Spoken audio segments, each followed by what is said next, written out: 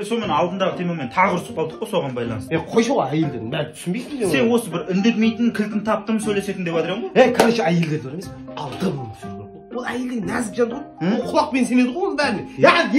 Құлақ деп андай ерексіз болып жеңе алмайсың. Түсінбейсің, әйел дегенді ешкім түсіне алмаған, айналайын. Әйел деген ол эмоциональный ғой, жылай береді любой нәрсе. Сондықтан әйелге үш нәрсені айтпау керек.